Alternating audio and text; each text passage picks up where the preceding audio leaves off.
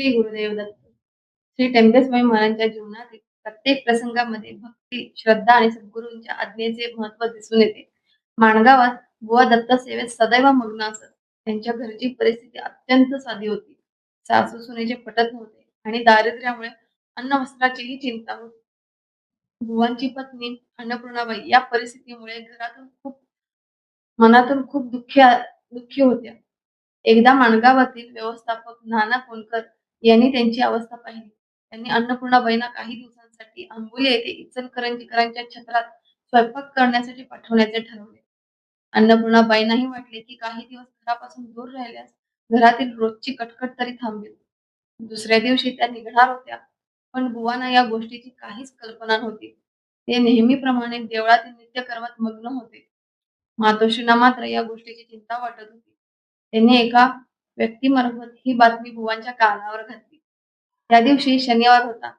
रात्री पालखी आणि देवसेवेचे सर्व कार्यक्रम पूर्ण झाल्यानंतर बुवा विश्रांतीसाठी पडले होते.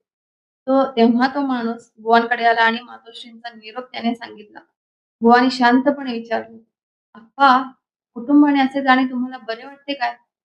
अप्पांनी सांगितले, "नाही." तेव्हा बुवा म्हणाले, "देवाची प्रार्थना करा म्हणजे जाणे रद्द होईल."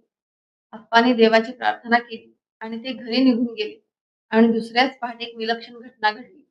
अन्नपूर्णाबाईंना आंबोलीला घेऊन जाण्याची व्यवस्था करणाऱ्या नाना कोणकरांना अचानक खुरसे चावले. त्यांच्या पायाला मोठी सूज आली आणि वेदना सुरू झाल्या. त्यामुळे अन्नपूर्णाबाईंचे आंबोलीला जाणे रद्द झाले. त्या आपल्या घरी परत आल्या आणि घडलेली संपूर्ण घटना सासूबाईंना सांगितली. या प्रसंगातून आपल्याला समजते की भक्ताच्या हिताचे आणि मानाचे रक्षण सद्गुरूच्या कृपेने कसे होते. माणगावात श्री दत्त सेवेसाठी गरीब, श्रीमंत अनेक भक्त येत असत. आपापल्या दुःखातून मुक्त होण्यासाठी ते बुवांच्या मार्गदर्शनाखाली सेवा करीत. अशीच एक घटना सावंतवाडी संस्थानच्या राणीसाहेबांबाबत घडली. एका पिशाच्याच्या त्रासामुळे माणगावी आणण्यात आले. बुवाने त्यांना साध्या सेवेकराप्रमाणे सेवा करण्यास सांगितले.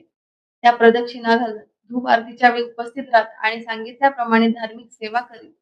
काही दिवसांनी त्यांचा त्रास दूर झाला आणि त्या आनंदाने आपल्या घरी परत मंदिरात सेवा करणारा सावंत नावाचा एक सेवक, त्याला पोटशुळाचा त्रास होता. बुवाने त्याला नामस्मरण आणि प्रदक्षिणेची सेवा सांगितली. सेवा करत असताना त्याचा त्रास हळूहळू कमी झाला. मंदिरात रात्री शेजारती झाल्यानंतर कोणीही राहू नये असा नियम होता. पण एकदा सावंताला मंदिरातच झोप लागली. त्या रात्री त्याला स्वप्न पडले. स्वप्नात त्याला सांगण्यात आले की तुझा मालक मेला आहे. ताबडतोब वाडीस जा.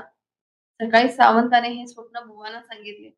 बुवांनी मात्र स्पष्ट सांगितले, "हे स्वप्न देवाचे नाही. देवांची आज्ञा घेतल्याशिवाय तू ते स्थान सोडू नकोस."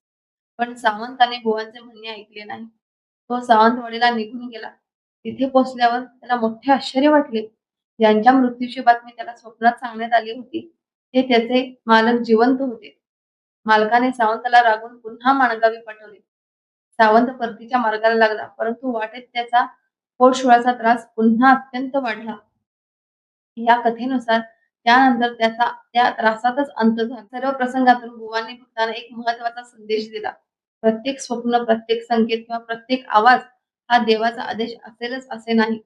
सद्गुरूंचे मार्गदर्शन आणि देवाची आज्ञा यातील फरक ओळखणे आवश्यक आहे. म्हणूनच श्रद्धा ठेवताना विवेकही आवश्यक आहे.